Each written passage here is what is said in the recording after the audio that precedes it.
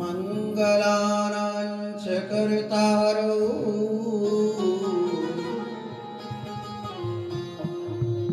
वंदे वाणी विनायको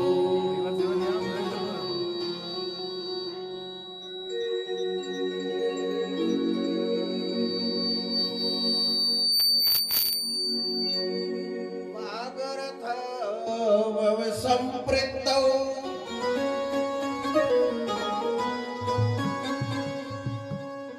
वागर्थ प्रतिपत्तये जगतः पितरो वन्दे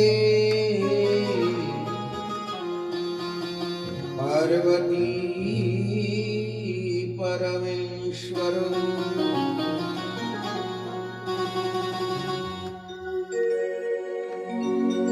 गणनाथ सरस्वती रवि शुक्र बृहस्पति पंचैतां संस्मरन् नित्यम् पुराणवाणीं प्रवर्तते।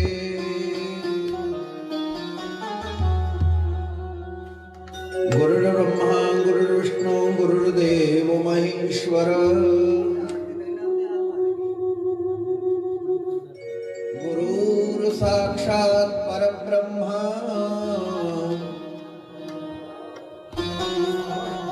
तस्मै श्री गुरुवे नमः।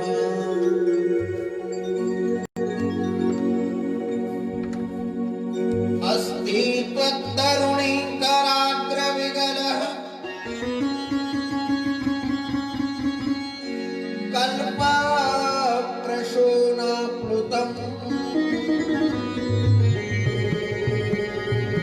वस्तु प्रस्तुत वेणुनादलहरी निर्वाण निर्व्याकुलम्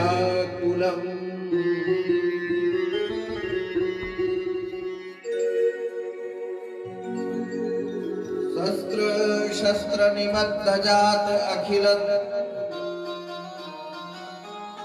गोपी सहस्रावृतम्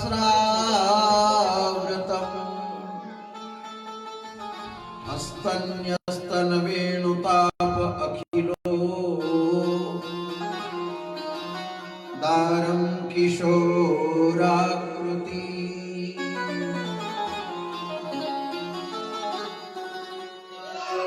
मनोजवं मारुततुल्यवेगं जितेन्द्रियं बुद्धिमतां वरिष्ठम् वातात्मजं वानरयूतमुख्यं श्रीरामदूतं शरणं प्रपद्ये।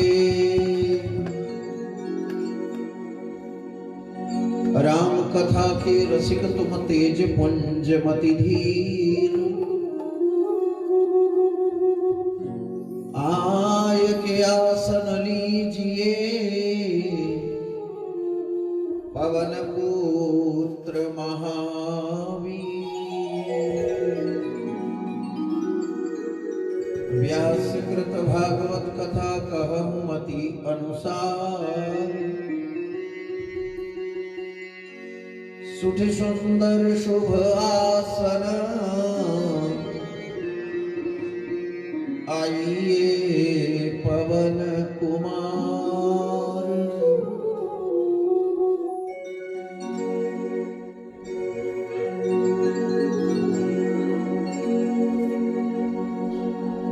कांति सीता स्मृति निंदु सरोज्वलाभाम्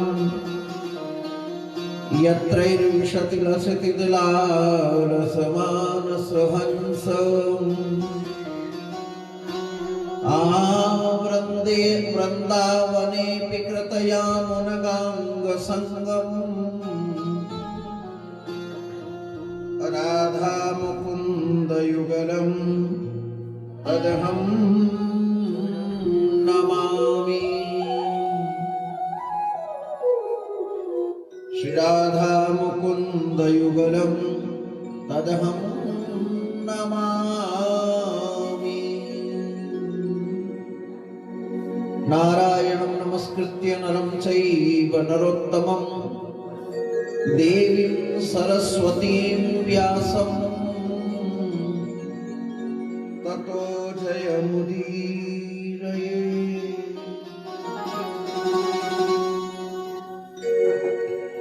जय जय श्री राधारमण,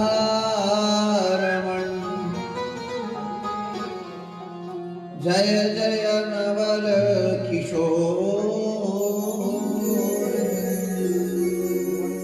जय गोपी चित चोर प्रभु,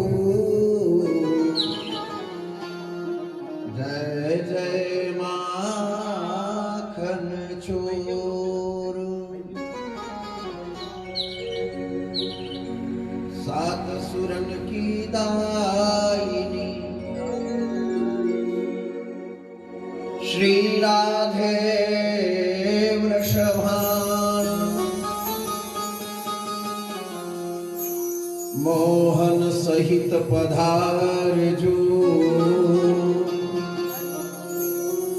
मेरे कंठ विराजो।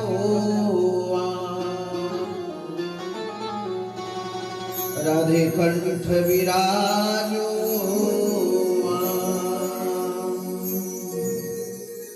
गोवर्धननाथ की जय, श्रीमद्भागवत महापुराण की जय, सतगुरुदेव भगवान की जय, सच्चिदानंद भगवान की जय, पितृदेव भगवान की जय, कुल देवता की जय, कुल देवी की जय, भक्तोर भगवान की जय, श्री ग्राम देवती देवता देवी गण देवताओं की जय। जय जय श्री राधे, जय जय श्री राधे, जय जय श्री राधे। शिव नमः पार्वती पते, हर हर महादेव हर।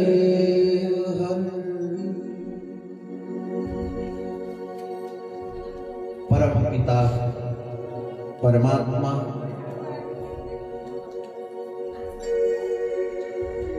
अखिलांड कोटि ब्रह्मांड नायक जगदाधार ऋषि बलवंद्या सच्चिदानंद अनंता अनंत विभूषित करुणा वरुणालय भक्त वांछा कल्पतरु तड़ुज्जित पीतांबरधारी भगवान राधा कृष्ण की लाल की महती अनुकंपा कृपा प्रसाद से हम आप सब लोग इकट्ठे हुए हैं।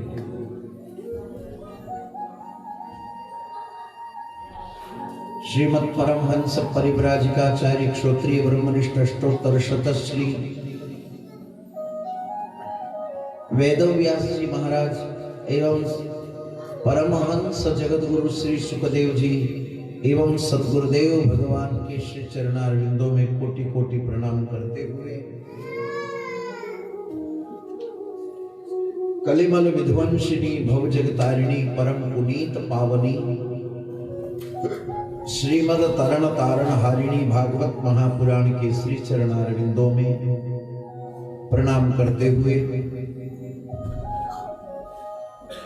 और नगर में निवासित समस्त भक्त वृंदगण, धर्म प्रेमी बंधुगण, सनातन धर्म प्रेमी जन, भक्ति शक्ति स्वरूपा माता बहने भैया दादा,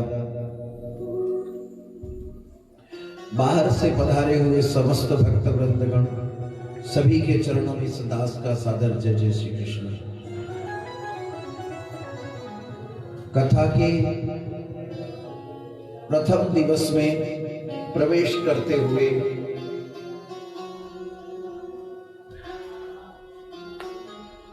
और आज लेट तो हो गए हैं, ये तो स्वीकार करते हम खुद इस गलती को। अब इसको गलती कहो या थोड़ा सा मुहूर्त का तालमेल कहें, क्योंकि गृह प्रवेश का जो मुहूर्त था वो ही 12:11 से था और 12:33 के बीच में था। अभिजीत मुहूर्त और शुभ घड़ी का शुभ लिया और बृहस्पति की हो रहा। तो उन सब मुहूर्तों का तालमेल मिला करके हम लोगों ने जो कार्य किया है और जिस कार्य के लिए हम सब एकत्रित हुए हैं, और वो समय अगर जो न ले और उस समय के अनुसार जो काम नहीं करें फिर क्या मतलब। जिस काम के लिए हम आज ये काम रख रहे हैं वो काम तो विधिवत हो तो आनंद आएगा। तो ये गृह प्रवेश के उपलक्ष्य में भी भागवत कथा है, पितृ शांति के उपलक्ष्य में भी है, गृह शांति के उपलक्ष्य में भी है, और जीवन का आनंदोत्सव के लिए भी, मजा लेने के लिए नहीं, आनंदोत्सव के लिए। आनंदोत्सव का एक रास्ता मोक्ष का मार्ग है, मजा लेने का मार्ग एक अलग है।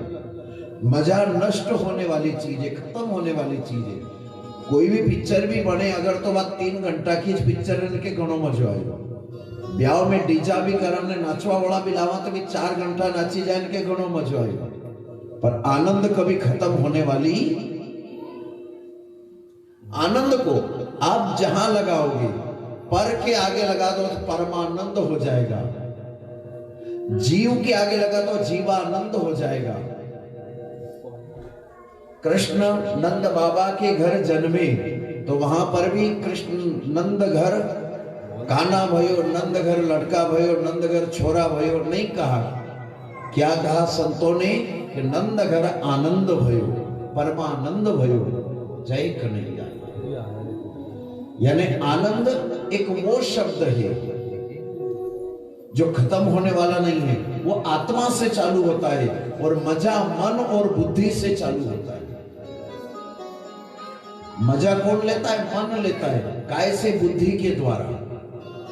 और आनंद आत्मा से संबंध रखता है, और आत्मा आत्मानंद, परमानंद, सच्चिदानंद।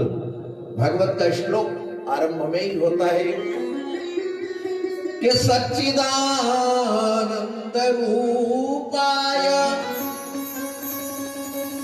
भगवान का क्या नाम है? कोई कहते हैं भगवान को कभी किसी ने देखा? तो सब कहते हैं कि नहीं देखा। अरे मुझको कहां ढूंढे रे बंदे, मैं तो तेरे पास हूं। भगवान कहां है? कि सच्चिदानंद रूपाय। भगवान का रूप भी वर्णन करती है भागवत। सत यानी आत्मा, चित्त यानी बुद्धि, सत चित्त और आनंद। आत्मा बुद्धि के द्वारा आनंद का अनुभव करे, वो उसका रूप है। यानी अगर जो भागवत जी करा के, सत्यनारायण की कथा करा के, ब्याह करा के, कहीं भी कैसा भी काम करा, और वणी का अंदर मायती आत्मा अगर कहते, अंदर वाली जो आत्मा है वह प्रफुल्लित हो जाए, वह कह देंगे आनंद है, कार्यक्रम में आनंद है। तो वो आदमी नहीं बोल रहा है, वो कौन बोल रहा है? आत्मा रूप परमात्मा। आई बात समझ में? उसने स्वीकार कर लिया, नहीं कि मजो नहीं आयो, आनंद नहीं आयो, मतलब करियो ने नहीं करियो, सगलो सीतारा। तो वो अंदर से महसूस होने वाली चीज है आनंद, अपने आप में, बुद्धि में। तो परमात्मा का 2 घड़ी नाम गुणानुवादन और इसके बाद में श्रीमद् भागवत कथा के अंदर प्रवेश करते हैं। बोलो सच्चिदानंद भगवान की जय, शिवा के बिहारी लाल की जय।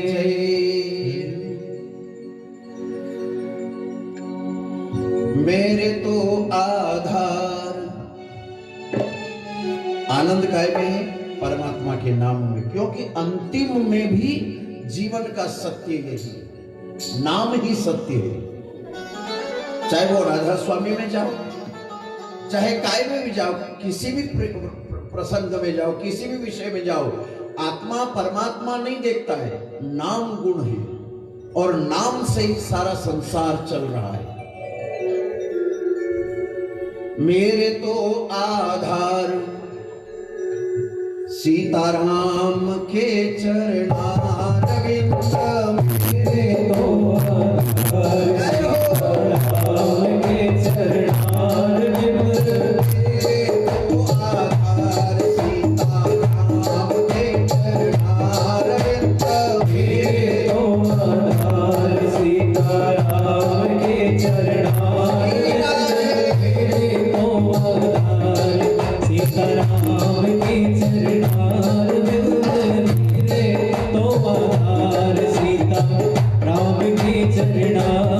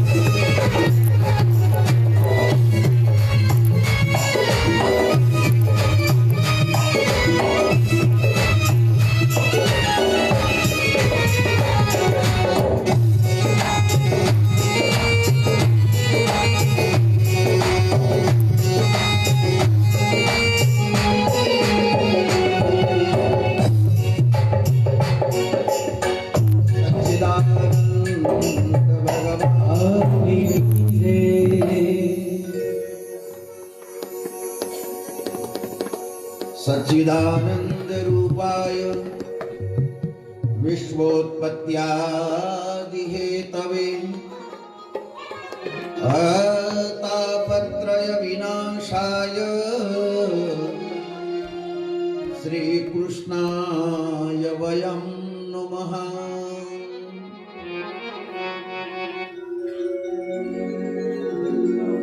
सतचित आनंद स्वरूप परमात्मा को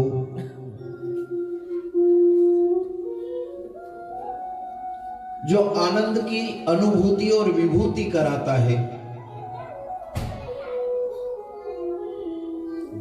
जो निराकार से साकार की ओर, साकार से निराकार की ओर लेकर के अपने में विलीन कर लेता है, ऐसे परात्पर ब्रह्म अखिलेश्वर करुणा वरुणालय भक्तवांछा कल्पतरु पीतांबरधारी भगवान श्री बालकृष्ण लाल के श्री चरणारविंदों में हम सब मिल करके प्रणाम करते हैं। श्री कृष्णाय वयं नमः, यानी हम सब मिलकर के उन्हें प्रणाम करते हैं।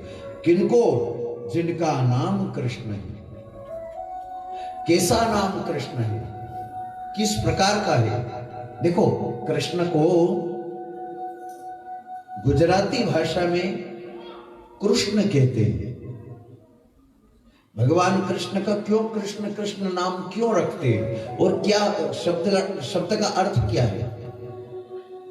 क्रू यानी खतरनाक, क्रू यानी खतरनाक, और उष्ण यानी गर्म।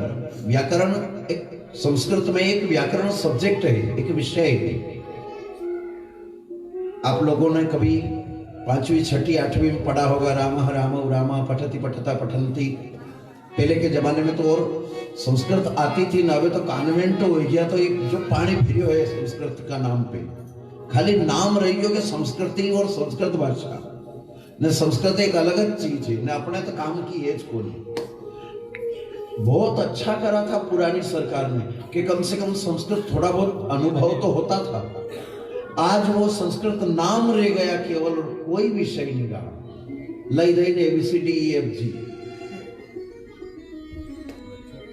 Convent school. पहले पढ़े लिखे सब लोग भी संस्कृत में समझते थे और बोलते थे और समझा करते थे। आज वो संस्कृत का विषय ही लुप्त हो गया। तो व्याकरण में एक वचन, द्विवचन और बहुवचन। एक वचन यहां श्लोक में क्या? श्री कृष्णाय वयं नमः, यानी अहम आवाम वयम। वयम यानी हम सब मिल करके उन्हें प्रणाम करते हैं। अहम आवाम वयम बहुवचन, सारा संसार उन्हें प्रणाम करते। क्यों? कृष्णम वंदे जगत गुरु।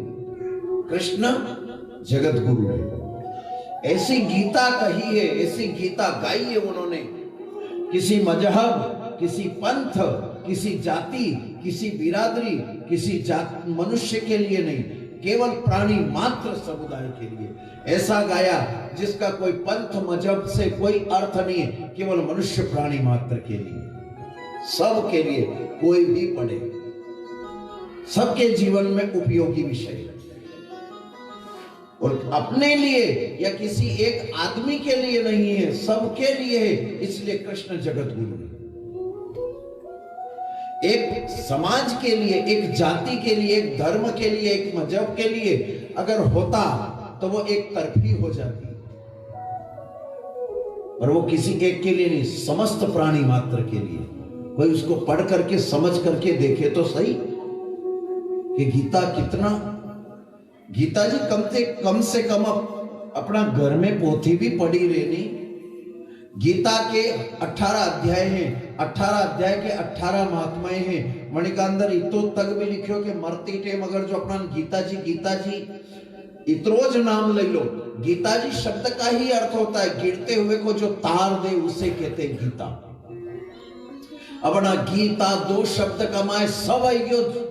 गिरते हुए अपने अपनी आखिरी जिंदगी में जो भी जितनी भी प्रकार का अच्छा कर्म और बुरा कर्म जो भी किया उन्हीं के अनुसार तो कर्म का फल मिलेगा। और यदि गिरेंगे कब? जब हमारे अच्छे और बुरे कर्म होंगे तभी गिरेंगे। तो ऐसी शास्त्र, ऐसा गीता ग्रंथ, ऐसा ज्ञान कि गिरते हुए को जो तार दे, जिसका नाम लेने से तर जाए, भव सागर से पार हो जाए, वो श्रीमद् भागवत गीता। आज हम कथा सुन रहे हैं और ये भी कथा कौन सी कथा है? भागवत है, श्रीमद् भागवत।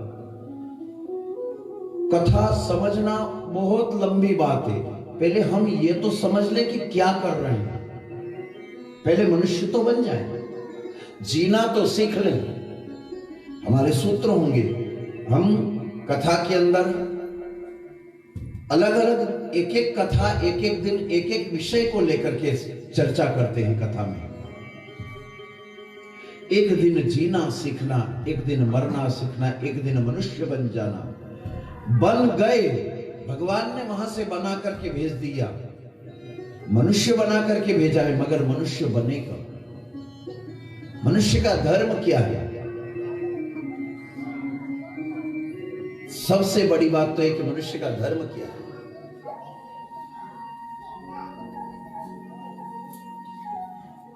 के धनानि भूमौ आना जाना, खाना पीना, मौज मजा उड़ाना, ये तो हम कभी भी कर लेंगे और हर योनि में हो सकता है, कोई बड़ी बात नहीं है भाई। खानो पीनो कौन नहीं करे, जीना कौन नहीं जी रहा है। ब्याह कड़ी योनि में नहीं हो, सब योनि में, औलाद कड़ी योनि में पैदा नहीं हो। घर घोंसला कौन नहीं बनाते, चिड़िया भी बनाती है। ऐसो बढ़िया बनाए घोंसलो, सोगरी को मारो के जी को जवाब भाई नहीं है कि नहीं। तो घर हमने बना लिया ना, 4 मंजिल में बना लिया तो कोई बड़ी बात नहीं भी। तो पग से ने चोंच से बनाए, अपन तो हाथ से कमाई नहीं खाओ, ठीक है कि नहीं है राम जी ने। अपन ने अगर 4 मंजिला ने 12 मंजिला भी बना लिया तो कौन सी बड़ी बात हो गई। मनुष्य हो भी तो पशु पक्षी भी 4 मंजिल बनाए, जरो को झांकवा को अलग नहीं, अंडा रखवा को अलग नहीं, कोई जीव जंतु सांप बिच्छू उंदरा छछुंदरा है तो इनका लिए भगवा को अलग। आप लोग तो सगला देखवा जानवा वाला हो। तो हमने इतना सारा संसार का कर लिया तो कोई बड़ी बात नहीं करी। एक रत्ती भर भी काय की गिनती में नहीं आए अपना इतना लंबा चौड़ा ढपोसला, काय की गिनती में नहीं है। अगर कोई कह दे कि मैं 4 मंजिल मकान बने लो तो लोग ये तो ताजमहल बनाया है, बड़ा बड़ा ताज चित्तौड़ का किला बना हुआ है, काको बड़ो नाम कर दियो अपन ने बनाई के। कोई कह दे कि हमने लाखों करोड़ों रुपया कमाई लिया, तो धीरू भाई अंबानी की कमाई देख लो 1 मिनट की। कड़ी चीज को नहीं संसार के अंदर घमंड कराना, केवल अपने मूल लक्ष्य, अपने आप के जीवन की एक एक श्वास को तोल लो कि या कितनी कीमती है। और एक बात तो पाछा और भी श्वास मिल जाएगा, पर भी कौन सी मिलेगा कई मालूम। भी काय की मिलेगा, गधा की मिलेगा, गाय की मिलेगा, कुतरा की मिलेगा, काय की मिलेगा, अगली योनि क्या मिलेगा क्या पता। मनुष्य जीवन अनमोल है, क्या भरोसा है इस जिंदगी का, साथ देती नहीं ये जीवन का कोई ठिकाना नहीं। मनुष्य का यदि धर्म है तो परोपकाराय पुण्याय के 18 पुराणेषु व्यासस्य वचनद्वयम् परोपकाराय पुण्याय पापाय परपीडनम। 1-2 नहीं, 18 पुराण, 18 यानी 18 पुराण। 18 पुराण में मिले कुल मिले 2 बात लिखी है। आखा 18 पुराण में 2 बात है। 18 पुराणेषु व्यासस्य वचनद्वयम्, व्यास जी के 2 ही वचन है कि परोपकाराय पुण्याय पर पापाय पर पीड़नम। दूसरे को पीड़ा देने के समान कोई पाप नहीं और किसी को थोड़ा सा आत्म शांति, एक गिलास पानी भी पिलाने के बराबर कोई पुण्य नहीं। अब पानी हुआ, वाणी हुई या कुछ भी हुआ, मीठा शब्द, प्रेम भरा शब्द, अगर दो शब्द भी अच्छे बोल लिए हमने जीवन में किसी से, सबसे, केवल ये समझ लो कि मैं यानी संसार में पामणो हूं, बिल्कुल सत्य है। अगर आज 65 की उम्र भी होगी और आगे का ही मालूम कि और 65 जीवांगा के नहीं जीवा, कोई ठिकाना। तो 65 और 65 का आधा कितना हुआ? चलो मान लो 60 की हुई तो 60 का आधा कितना हुआ राम जी? 30। तो 30 जो भी कराए है हमने सब 30 की उम्र तक में ही कराए। 30 की उम्र है, 30 की उम्र की कोई गिनती नहीं है, भले ही अपने 60 का हो गया। 30 की उम्र जो बाकी रही थी वह रात में भी तो गई। काय में गई? सोने में। मालूम पड़ी कि वह 30 की उम्र 24 घंटा जोड़ा होना है 60 साल का। तो 30 आपने तो 30 जागता हुआ जो काम कराए भी 30 की उम्र की गिनती है। और नींद की कई गिनती? नींद में आपको कहीं करियो कहीं नहीं करियो कहीं मालूम नहीं, खाली ही तो सांस लेने छोड़ने में गया। 30 साल की उम्र रात की जो थी वह तो काम जो कुछ किया सत्कर्म अच्छा बुरा वो सब 30 की उम्र में जागता दन में करियो। और जीवन का क्या भरोसा। तो आज श्रीमद् भागवत कथा का प्रथम दिवस है और कथा भी कौन सी है? श्रीमद् भागवत। श्री, चलो इस कथा के इस शब्द को अर्थ को समझो कि भागवत कथा कहते किसे और इससे बचाने से क्या होता है, इसको बिठाने से क्या होता है, क्या लाभ है, पहले समझो। श्री यानी भक्ति, श्री यानी लक्ष्मी, श्री यानी प्रमोशन, पद प्रतिष्ठा, श्री यानी मोक्ष। यो भी ये पद है, मोक्ष पायो सकल निर्वाण धाम राम नाम नमामि ते। ठीक है कि नहीं? तो ये भी पद है, मोक्ष पद। अच्छा, मोक्ष और निर्वाण दोनों अलग अलग है। मोक्ष छोटी चीज है और निर्वाण पद बड़ा है। मोक्ष कोई बड़ी बात नहीं है, मोक्ष चाहे जिसको मिल सकता है, पर मोक्ष के द्वारा निर्वाण मिलता है जो निर्गुण निराकार को भजता है, सच्चिदानंद को जो भजता है, अखंड ज्योति स्वरूप को जो भजता है वो निर्वाण पद पाता है। नमामि शमीशा न निर्वाण रूपम। ठीक है कि नहीं?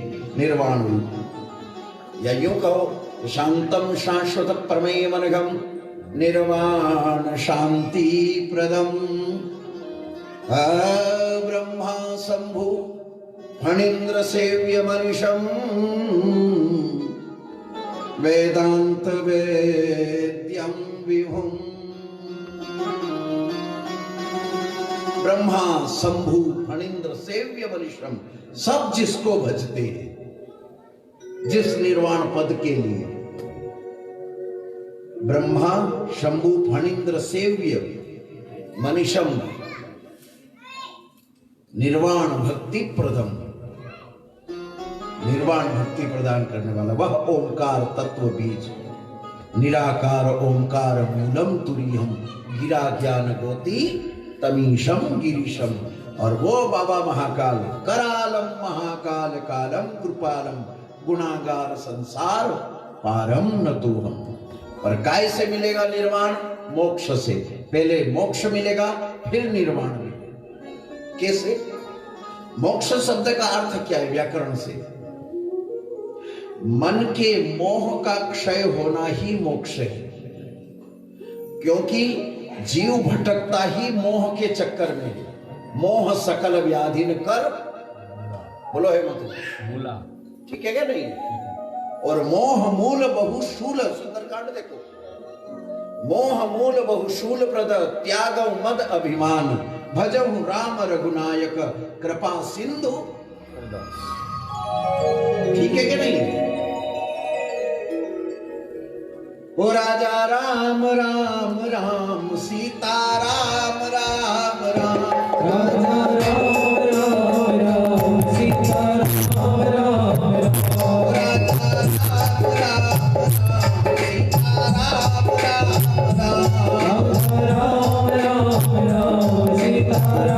राजा राम राम राम सीता राम राम राम राजा राम राम राम सीता राम राम राम राम राम राम सीता राम राम राम राजा राम राम राम सीता राम राम राम राम राम चिन्तयन्तो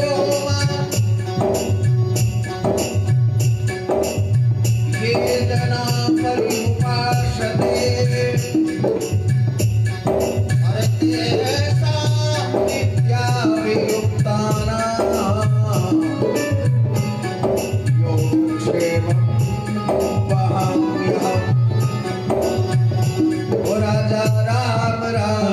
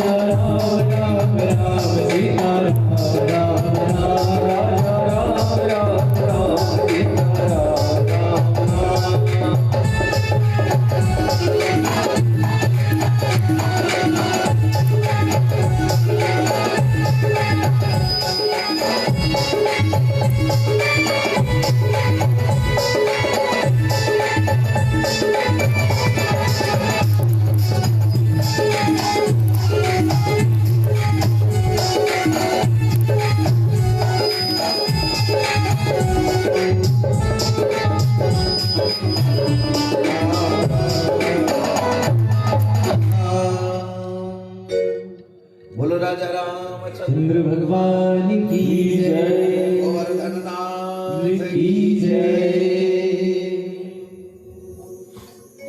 परमात्मा के नाम का गुणानुवादन करना, भगवान के नाम का गुणानुवादन करेंगे। बहुत सारे केवल कलयुग केवल नाम आधारा, सुमीर सुमीर नर उतर ही पारा।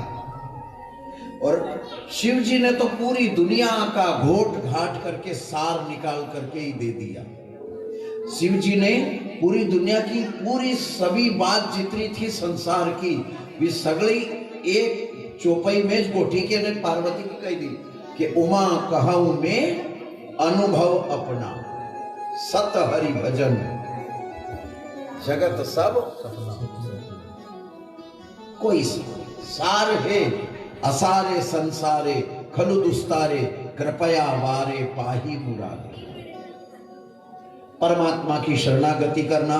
श्रीमद, श्रीमद यानी भक्ति, और भक्ति का मद, मद यानी नशा। राम जी, नशा एक प्रकार का नहीं होता है। नशा जो होता है एक प्रकार का नहीं होता है, अनेक प्रकार का होता है। नशा केवल शराब का ही मत समझो, कभी कभी नशा परिवार का भी चढ़ जाता है। मरे तो मोटो परवार। कभी कभी रूप रंग का नशा, मारा को हेज को निको। कभी कभी धन का नशा, कभी काय का नशा, कभी काय का नशा। एक नशा जो होता है वो भक्ति का भी नशा होता है। भक्ति का अगर नशा चढ़ जाए तो आदमी भाव विभोर हो जाता है, तल्लीन हो जाता है, डूब जाता है। मीरा का चरित्र आता है छोटा सा, मैं बहुत ज्यादा लंबी चौड़ी करके अपन चर्चा नहीं करेंगे, पर छोटा सा मीरा का चरित्र आता है कि मीरा जब चित्तौड़ छोड़ करके निकल करके गई थी तो राणा ने सैनिक दूत भेजे। पता चल गया राणा को कि मीरा गई, निकल गई और वृंदावन धाम जा पहुंच रही है। तो क्या करा राणा ने, सैनिक भेजे इज्जत बचाने के लिए कि पकड़ करके लेके आओ। अब नशे का उदाहरण दे रहे हैं आपको कि नशा, भक्ति का भी एक नशा। तो कैसे है कि जैसे मीरा घर से निकली महल से और चली तो जंगल था, भाई पोखर है वो तो जंगल है, वहां तो बालू रेत तो झुंड।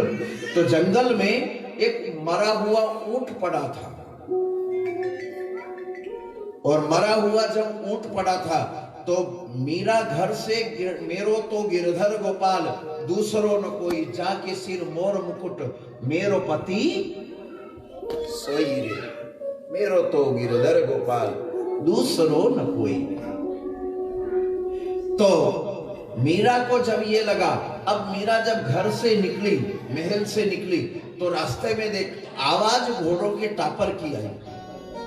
तो मीरा समझ गई कि पीछे दूत सैनिक मेरे लग गए पकड़ने के लिए। तो मीरा ने कुछ दूर जंगल में भागती हुई जब जा रही थी तो वहां मरा हुआ ऊंट पड़ा था, मरा हुआ ऊंट पड़ा।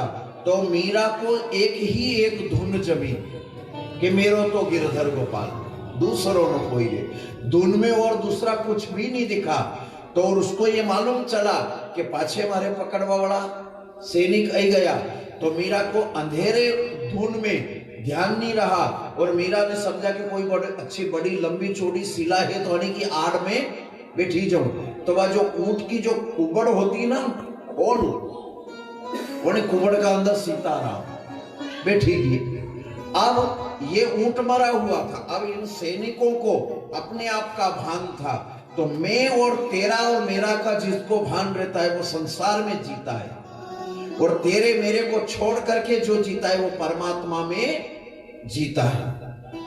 तो अब मेरा तेरा तो ये सैनिक लोग ढूंढने आए तो मरे हुए ऊंट की मेरे तेरे में अच्छाई और बुराई होती है। तो अच्छाई बुराई यानी गंदा और अच्छा बुरा। तो मरे हुए ऊंट की बदबू आई तो पास में नहीं आई, और मीरा उसी कुबड़ के अंदर, खोल के अंदर 1.5 घंटा तक पड़ी रही मगर बदबू नहीं आई, क्योंकि उसको मेरा तेरा नहीं केवल परमात्मा का ध्यान था। तो परमात्मा की धुन का अंदर उके या मरिया हुआ ऊंट को भान नहीं रहे, ना ही बदबू आई, क्योंकि उसकी जो ध्यान थी, उसका जो समाधि, उसकी बुद्धि, उसका चिंतन, उसका मन केवल और केवल एक ठाकुर जी में था।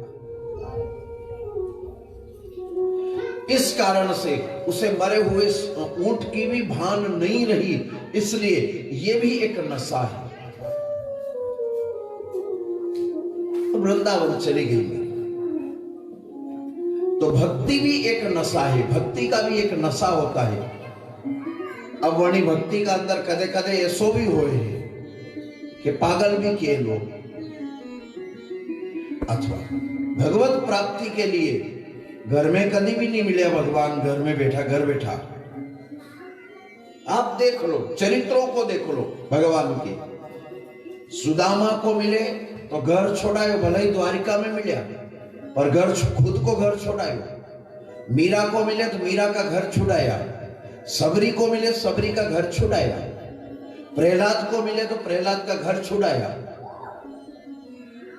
ध्रुव को मिले ध्रुव का घर छुड़ाया। ठीक है कि गलत है? घर एक दर है, इका लिए घर एक दर है न बुढ़ापा का लिए मंदिर है। बुढ़ापा का लिए कहीं है मंदिर है और मन ही दर है। इस मन को परमात्मा के दर में लगा दो, चरणार विंद में लगा दें तो हमारे जीवन का कितना धन रांगा। घर का माए घर दर में कितना धन रांगा, कहां तक रांगा। आखिर या तो सही है नहीं कि एक ने एक दिन तो बांटते काट दे, निकाल दे कि नहीं निकाल दे, न नी जाओ तो फिर तो की ले जाए 4 मिनट फिर कहीं कर लोगा। ये तो जाने से जाओ, इच्छा से अगर जाओगा तो वो वना की डायरी में या लगेगा हाँ इच्छा से ही गयो तो नहीं तो कैसे आया कि 4 आदमी तो की ने लाया तो आया नहीं, ये भला नहीं है। आई बात समझ में? इच्छा से जाने के लिए परमात्मा की शरणागति, भगवान का सुमरण। रामायण के अंदर गोस्वामी तुलसीदास जी ने भी कहा, प्रथम भगति संतन कर संगा, संतों की संगति करना। संतों की संगति का अर्थ क्या है? कई लंबा चौड़ा संत किसे कहते? पहले तो यो ओळखाण तो कराना से, पहले गुरु की परीक्षा, संत की परीक्षा ला। नहीं तो आज का जमाना में तो कई प्रपंच मचियो थको है संत का नाम पे, साधु का नाम पे भी। क्षमा करना, कथा पे बैठ करके बोलना पड़ रहा है, मगर सत्य है वो तो बोलेंगे, सत्य को उजागर तो करेंगे। क्योंकि हम बैठे ही सत्संग के लिए, सत्य के संग के लिए बैठे। सत्य ही संग का, सत्य का ही संग हो। सत्य कौन है? सत्य किसे कहते हैं? सत्य यानी समय, समय ही सत्य है। सारा संसार असत्य है। असारे संसारे खलु दुस्तारे, तो असार संसार के अंदर अगर कोई सत्य है अगर तो कौन है? समय, काल पुरुष है क्या नहीं? इस काल पुरुष के आगे, समय के आगे राम को भी हारना पड़ा, कृष्ण को भी हारना पड़ा, अच्छे अच्छे मनीषियों को हारना पड़ा है इसके आगे, और इसकी प्रतीक्षा सबको करना पड़ता। आज धन की प्रतीक्षा का लिए अपन कितना महीना का भिड़िया, दिन आज उग्यो है, मगर तैयारी कितने दिनों से चल रही थी। इसका रास्ता हमको देखना पड़ा न। एक और बात, आज अपन लापरवाही कर लो तो ये अपने लिए रुकेगा क्या? ये तो चल रहा है। आज मुहूर्त में प्रवेश नहीं करते, ने लापरवाही कर, हाँ चलवा दो, बाजवा दो ढोल, न चलवा दो, न लो आनंद लो, मजा लो, तो लिया जाता। तो ये रुकता क्या? ये तो चलता रहता है। इसके साथ में हमको होना है, इसके साथ में हमको करना है। इसलिए सत्संग, सत्य का संग, यानी समय के साथ उसका अच्छा संग कर दो, यही सत्संग। अब संत, संत किसे कहते हैं? संत शब्द का अर्थ होता है जिसका मन कभी व्यथित न हो, सदैव शांत हो, सतो गुण का जिसके अंदर अंत न हो, उसे कहते हैं संत। जिसके अंदर सतो गुण का अंत न हो उसे संत कहते हैं। तमोगुण तो भर भर करके हम सब में है, पर सतो गुण शायद कुछ बिरलों में ही मिलता है। दाढ़ी जटा बढ़ा लेना, आड़ा उबा टीका निकाल लेना, जग्गार का कुर्ता पहन लेना, और जटा बढ़ा लेना, और लंबा चौड़ा मेकअप, श्रृंगार, टिल्ला टपका कर लेना, कुछ नहीं होता राम जी। सब देखने दिखाने की बात है, हम साफ सुथरे बोलते हैं। संत यदि बनना है तो मन से बना जाएगा, अंदर से बनो।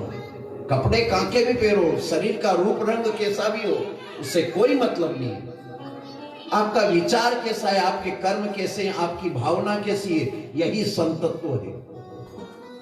सात्विक विचार यदि है, सतोगुण का अंत यदि नहीं है आपके अंदर, तो सदैव शांत यदि है तो वह संत है। इसलिए तो शांतम शाश्वत अप्रमेय मनघम निर्वाण शांति प्रदम, जिसके पास में बैठने से शांति मिलती हो, शांति प्रदम। और ऐसा कौन? तके ब्रह्मा शंभु फणींद्र सेव्य मनुषम वेदांत वेद्यम विभुम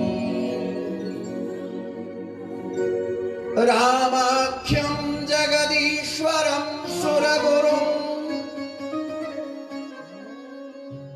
माया मनुष्यम हरि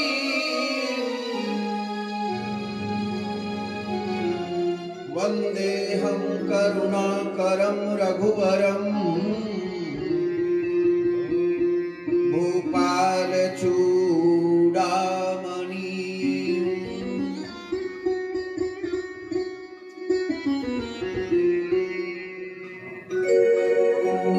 ऐसे परमात्मा पर ब्रह्म परमात्मा को हम प्रणाम करते हैं और श्रीमद परमात्मा का नाम का अनुसरण करके उनकी भक्ति में तल्लीन होते हैं। ये श्रीमद का अर्थ है। भागवत 4 अक्षर। अब बाकी भा से भाग्य को उज्जवल करती है। भाग्य, भा शब्द से भाग्य उज्जवल होते हैं, भगवत प्राप्ति होती है। भाग्य उज्जवल करती यानी संसार में भाग अगर जो कमजोर है, जिस काम में हाथ लाखा ने भी काम बगड़े, जाको भी काम करवान जान काम में गड़बड़ सरबड़ हो जाए, तो इसका अर्थ ये है कि हमारे भाग्य कमजोर हैं। तो भाग्य को उज्जवल करती है और भगवत की प्राप्ति कराती है। इसलिए भा ग से गोवर्धन की प्राप्ति, परमात्मा ठाकुर जी की। व से वर्धन, वर्धन यानी 4 पुरुषार्थ है ना, धर्म अर्थ काम और मोक्ष। तो धर्म यानी भाग, ग यानी गोवर्धन गिरधारी से मिलना, और व यानी वर्धन अर्थ की प्राप्ति करवाती है। धर्म अर्थ काम और फिर मोक्ष। व यानी वर्धन और त यानी गिरते हुए को तारती है ये, यानी जिंदे को भी तारे और मरे को भी तारे। ये श्रीमद् भागवत गीता, भागवत, रामायण जो है जीना सिखाती है। रामायण जीना सिखाती है, गीता करना सिखाती है, क्या करें और क्या ना करें, ये गीता सिखाती है। रामायण रामचरित्र जो है वो कैसे जिए जीवन में, जीना सिखाती रामचरितमानस। गीता करना सिखाती है और भागवत मरना सिखाती है। अब मरना शब्द को पकड़ना, मर ना, अगले मनुष्य का जन्म लेकर के फिर भी मर रहा है, मरता क्यों? मर, मोक्ष को पा, ऐसा साधन कर, ऐसा पूजन कर, ऐसा जपन कर, ऐसा तपन कर कि मर ना, मरना सिखाती है। राजा परीक्षित निकले तो क्या काय के लिए निकले? मरने के लिए। मरे क्या? गति को प्राप्त, गए थे, निकले थे मरने,